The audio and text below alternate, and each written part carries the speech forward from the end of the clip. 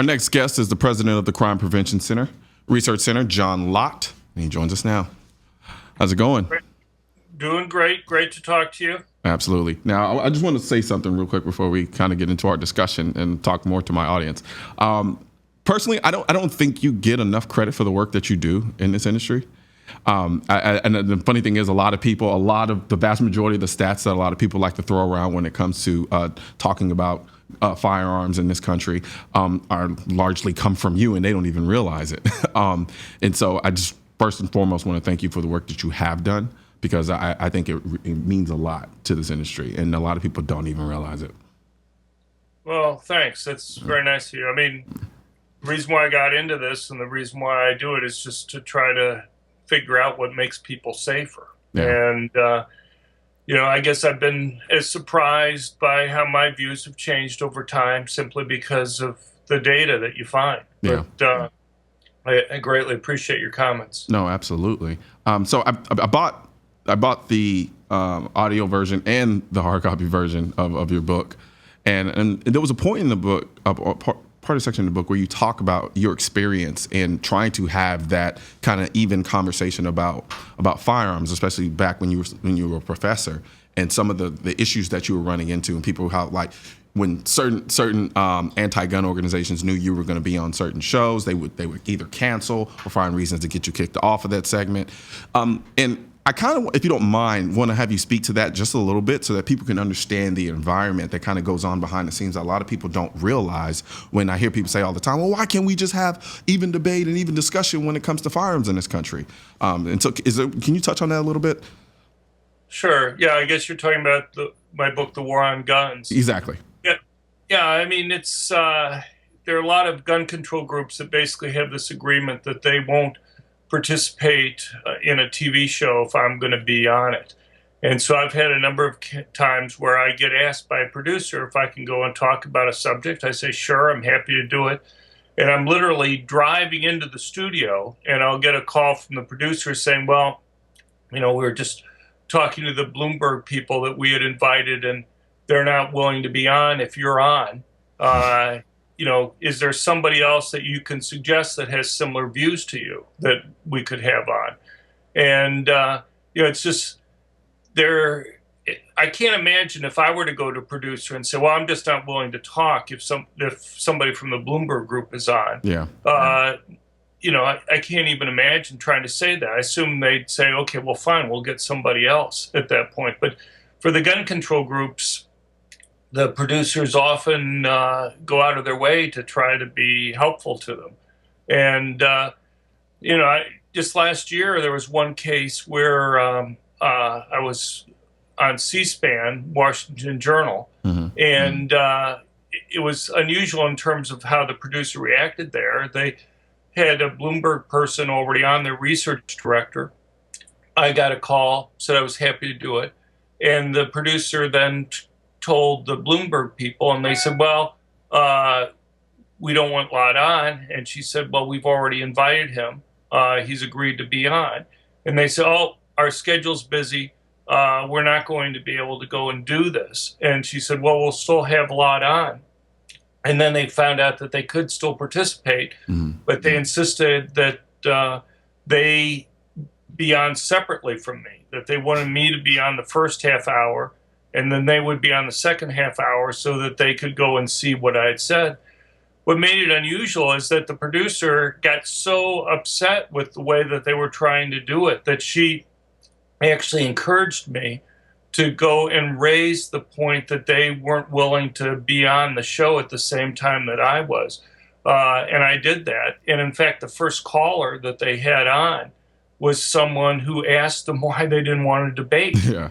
And my own belief is that the audience benefits much more from having people on at the same time to go and find out what argument's the strongest. But I think what's going on is basically that they think that if they try to say we won't participate with Lott and there's a uniform kind of front there across the different gun control groups, then the producers simply won't invite me on the show, and then they won't hear the arguments that are there. And I think it's unfortunate, but too often, 95% of the time, the producers let them get away with that. Yeah, I've ran into that myself a little bit. I was several years ago. I was supposed to be on a fireside chat with President Obama, and I was sought after to essentially ask a gun control question.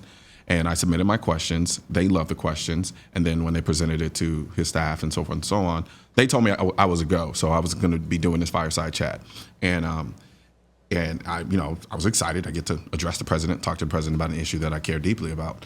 And when I was able to, like that day, I was like, okay, it's going to happen. And then like literally within an hour, I get a message basically telling me that his staff are like, we're fine with everybody else but him. You have to take him off.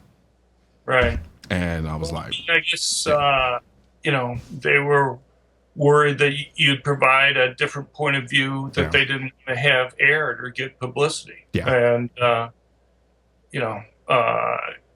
it's they shouldn't be able to go and censor who they get to go and debate with. I can't tell you how many times, also just on college campuses and other places, that the gun control groups won't debate. Yeah. And I think part of it is, if there's a debate, I think you get larger crowds that show up. Yep. And so I think they view it as one way they can keep people from hearing the arguments. And my concern that I try to raise many times is that people have to understand that gun control laws may have some benefits, but they also have costs. Yeah. And the question is, what's the net effect? And many of the times, the people who get harmed the most from these gun controls are poor minorities who live in high crime urban areas and people who are relatively weaker physically, particularly women and the elderly.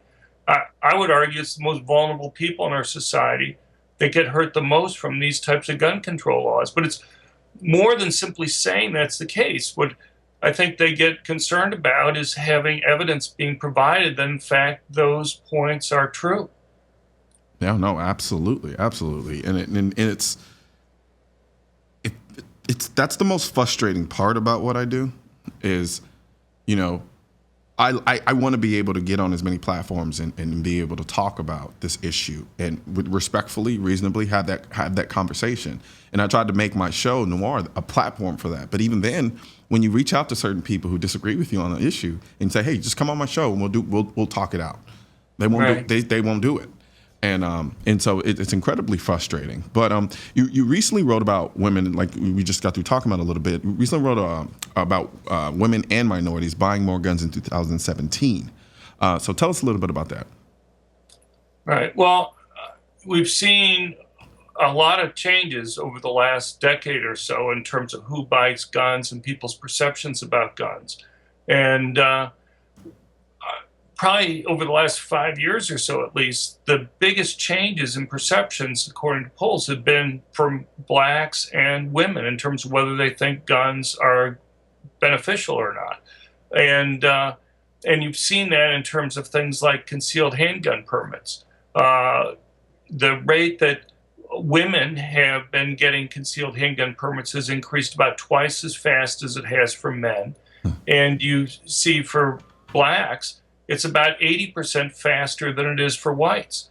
And I'm glad that we're seeing those changes, because those are the groups who benefit the most from having guns. But, when you're talking about a woman, for example, women are relatively weaker physically. When you're talking about a male criminal attacking them, which is almost always the case, there's a larger strength differential that exists between a man attacking a female than a man attacking another man. And the presence of a gun represents a much bigger relative change in a woman's ability to go and defend herself. My research shows that the drop in violent crime against women that you find from more women carrying a permit concealed handgun is over twice as large as the drop that you see in violent crime against men from additional men carrying a permanent concealed handgun. It's about 2.5 times larger.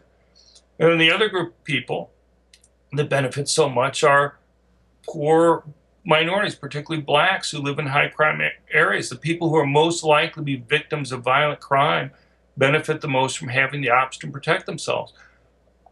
Anybody who's read my books knows that I think police are extremely important in stopping crime. I think they're probably the single most important factor. Yeah. But the thing that even the police themselves understand is that they virtually always arrive on the crime scene after the crime's occurred. And the question is, what do you recommend that people do when they're having to confront a criminal by themselves? And simply telling people to behave passively is not very good advice. It's much more likely to result in serious injury or death to the crime victim in that case. Absolutely.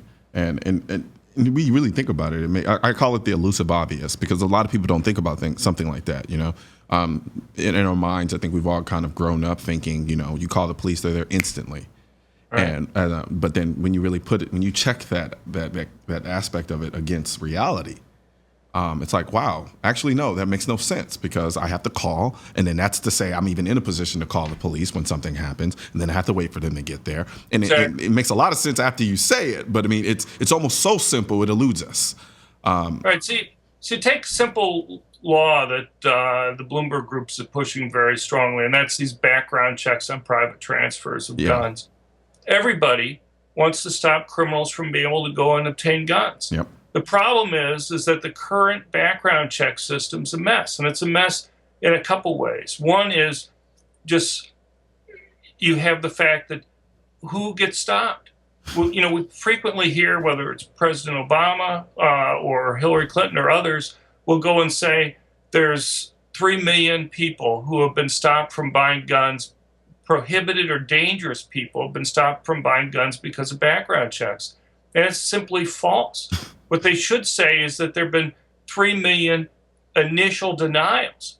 But there's a huge difference between initial denials and saying you've actually stopped a dangerous person. An example I often give people is, remember the late Senator Ted Kennedy? Yeah. There were 5 times where he was stopped from flying on a plane, simply because he had a name similar to somebody that they wanted to stop. Now, do we count those 5 times as 5 times we stopped a terrorist from flying? Presumably nobody would count it that way. Yeah. But that's the way they're counting these denials when you're talking about background checks for guns. It's one thing to stop a felon from buying a gun.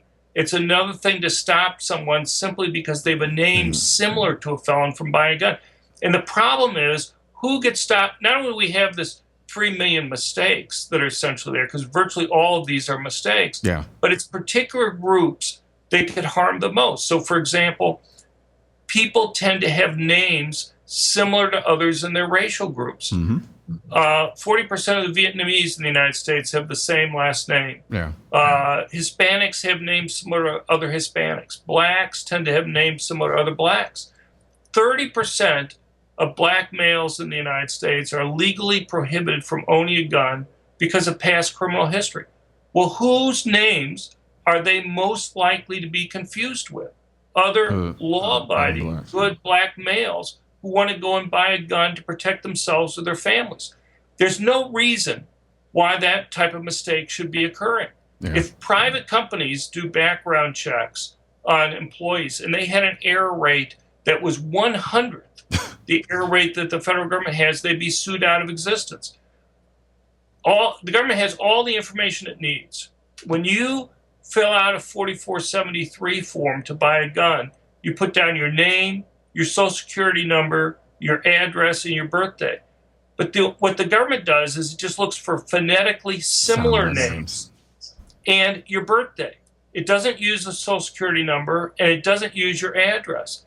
And that's the reason why they're so likely to get people who have similar names but aren't the same person. But the other problem with the background checks is that they're costly.